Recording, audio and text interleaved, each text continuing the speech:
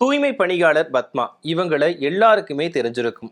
அதாவது நேர்மையின் அடையாளமா இவங்க அறியப்படுறாங்க. என்ன அப்படின்னா, கடந்த ஒரு மாசத்துக்கு முன்னாடி சென்னையில வழக்கம் போல தூய்மை பணியாளர் பத்மா வேலையில ஈடுபட்டிருந்தாங்க. அப்போ அங்க கேட்பாரற்று கிடந்த 45 சவரன் தங்க நகைகளை மீட்டு காவல் நிலையத்துல நேர்மையா ஒப்படைச்சாங்க. இதுக்கப்புறமா அந்த பொருளுமே உரியவங்க கிட்ட ஒப்படைக்கப்பட்டது.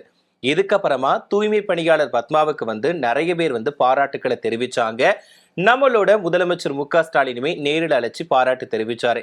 இதே மாதிரிதான் நடிகர் சூப்பர் ஸ்டார் ரஜினிகாந்த் மட்டுமில்லாம இயக்குனரும் நடிகருமான பார்த்திபனுமே இவங்களை கௌரவிச்சாங்க.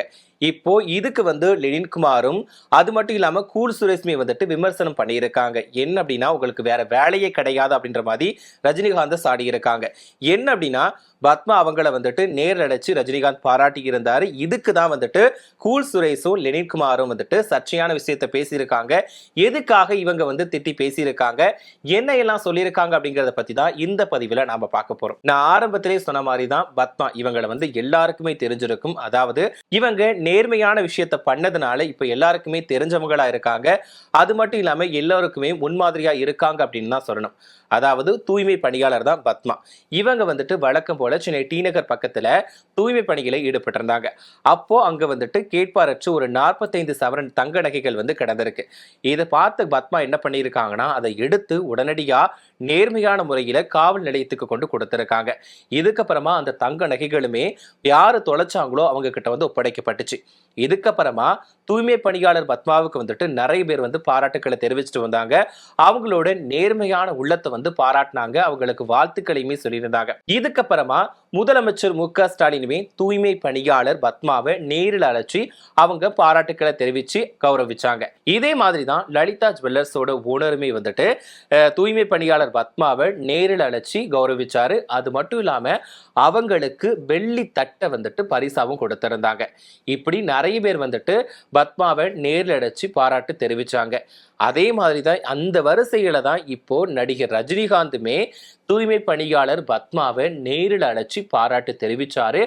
அது மட்டும் இல்லாம தூய்மை பணியாளர் பத்மாவுக்கு தங்க சங்கிலியை அணிவிச்சு அவங்களுக்கு கௌரவிச்சாரு. இதுக்கப்புறமா பத்மா ஏற்கனவே பத்மாவும் அவங்களோட கணவரும் தான் ரஜினிகாந்தோட வீட்டுக்கு போயிருக்காங்க. அங்க வச்சுதான் ரஜினிகாந்த் கௌரவிச்சிருக்காரு. இதுக்கப்புறமா பத்மா என்ன சொல்லியிருக்காங்க அப்படின்னா, ஏற்கனவே பத்மா ரஜினிகாந்தோட தீவிர ரசிகை. அதாவது ரஜினிகாந்த் நான் நேர்ல பாப்பேன்னு கூட நினைக்கவே இல்லை, அவங்கள பார்த்தது ரொம்பவே சந்தோஷம் மகிழ்ச்சி அப்படின்ற மாதிரி பத்மா சொல்லியிருந்தாங்க.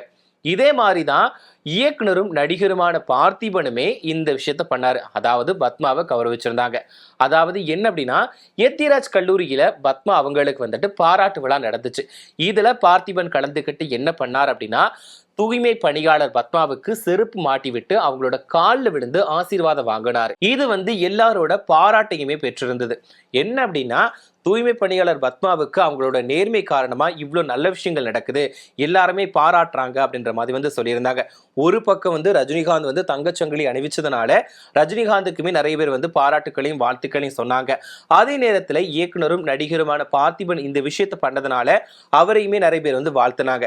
இப்படிதான் போயிட்டு இருக்கக்கூடிய நிலையில லெனின்குமார் இந்த விஷயத்துக்காக ஒரு விஷயத்த சொல்லியிருக்காரு. என்ன அப்படின்னு பார்த்தோம் அப்படின்னா, ஃபர்ஸ்ட் லெனின்குமார் யாரு அப்படின்னு பார்த்தோம் அப்படின்னா, அவர் மேற்கு தொடர்ச்சி மலை இந்த படத்தோட டைரக்டர். இவர் தான் லெனின்குமார். இவர் என்ன சொல்லியிருக்காரு அப்படின்னா, பத்மாவை கௌரவிக்கிறதுல எந்த தவறுமே கிடையாது, இதாவது நீங்க கௌரவிக்கிறதுல எந்த பிரச்சனையும் கிடையாது. ஏன்னா அவங்க அந்த மாதிரி ஒரு நல்ல விஷயத்த பண்ணியிருக்காங்க பத்மா, அதனால அவங்கள கௌரவிக்கிறது தப்பே கிடையாது. இப்போ ரஜினிகாந்த் கூப்பிட்டுட்டு அவங்களுக்கு தங்கச்சொங்கலியை பரிசா கொடுத்திருந்தார் இல்லையா, இதை தான் விமர்சனம் பண்ணி இப்படி பண்ணியிருக்காரு. என்ன அப்படின்னா, ரஜினிகாந்த் போலி கொடை வள்ளல் அப்படின்னு சொல்லியிருக்காரு. எதுக்காக அப்படின்னு பார்த்தோம் அப்படின்னா, இப்போ கடந்த சில மாதங்களுக்கு முன்னாடி எடுத்துக்கிட்டோம் அப்படின்னா, ரிப்பன் பில்டிங் வாசல்ல தூய்மை பணியாளர்கள் போராட்டங்கள்ல ஈடுபட்டாங்க.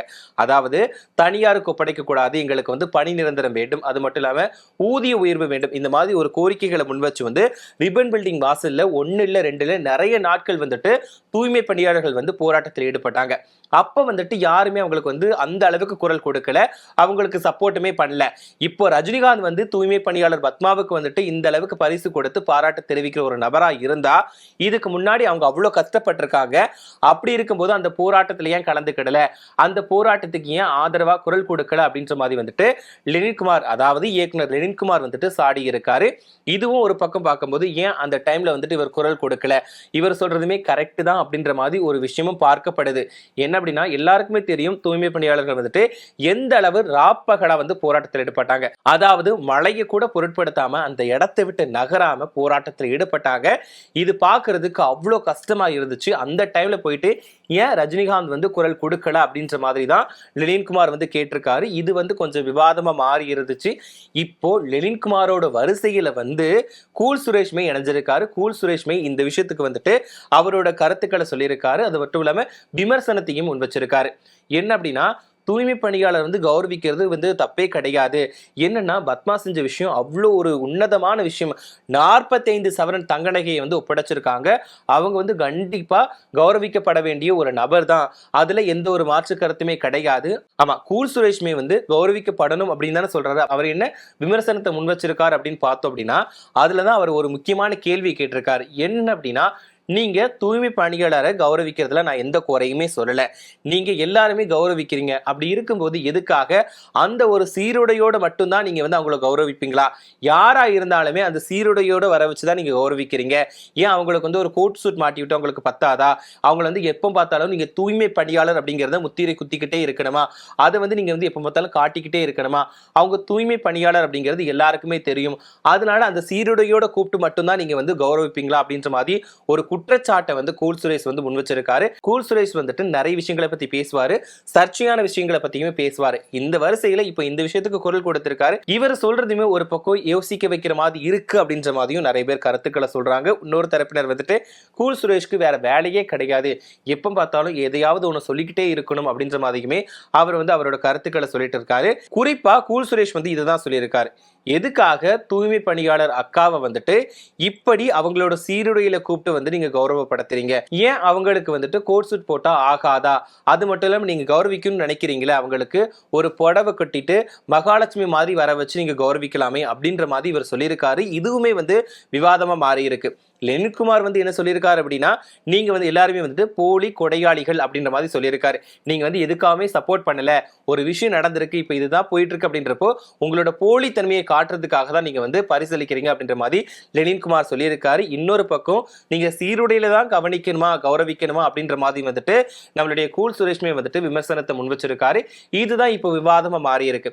ஆனா இப்போ பத்மா வந்துட்டு என்ன பண்ணாங்கன்னா, இயக்குனர் பார்த்திபன் வந்துட்டு ரொம்பவே மரியாதையா நடத்தினாரு அப்படின்ற மாதிரி வந்து அவங்க ஒரு வீடியோ வெளியிட்டு இருந்தாங்க. அதுவுமே வைரலா மாறிட்டு தான் இருக்கு. இப்படி ஒவ்வொரு தரப்பினருமே வந்து ஒவ்வொரு விஷயங்களை சொல்லிட்டு இருக்காங்க. ஆரம்பத்துல பத்மா அவங்கள வந்து கௌரவிக்கப்படும் போது என்ன சொன்னாங்கன்னா, நீங்க கௌரவிக்கிறதெல்லாம் பெரிய விஷயமே கிடையாது, எல்லாருமே நல்லவங்களா தான் இருக்கிறாங்க, நீங்க வந்து அவங்களுக்கு ஒரு நல்ல விஷயம் பண்ணணும்னு நினைச்சீங்கன்னா அவங்களுக்கு நிரந்தரமான ஒரு வேலையை கொடுங்க, அது மட்டும் இல்லாம அவங்களுக்கு ஒரு அதிகமான சம்பளத்தில் இருக்கக்கூடிய ஒரு வேலையை கொடுங்க, அவங்களுக்கு அரசு வேலையை கொடுங்க, இதுதான் உண்மையான பரிசளிப்பா இருக்கும் அப்படின்னு சொல்லிட்டு பொதுமக்கள் மட்டும் இல்லாம நிறைய பேர் வந்து அவங்களோட கருத்துக்களை சொல்லிட்டு வந்தாங்க. பட் எதுவா இருந்தாலும் தூய்மை பணியாளர் பத்மாவுக்கு வந்துட்டு நிறைய பேர் வந்துட்டு உண்மையாவே மனசார பாராட்டுகளை தெரிவிச்சுட்டு தான் வராங்க. பட் இருந்தாலும் இப்படி ஒரு சில பேர் வந்து அவங்களோட விமர்சனங்களையும் முன் வச்சுட்டு தான் வராங்க. ஸோ இந்த விஷயங்களை பத்தி நீங்க என்ன நினைக்கிறீங்க அப்படிங்கிற உங்களோட கருத்துக்களை மறக்காம கமெண்ட்ல சொல்லுங்க.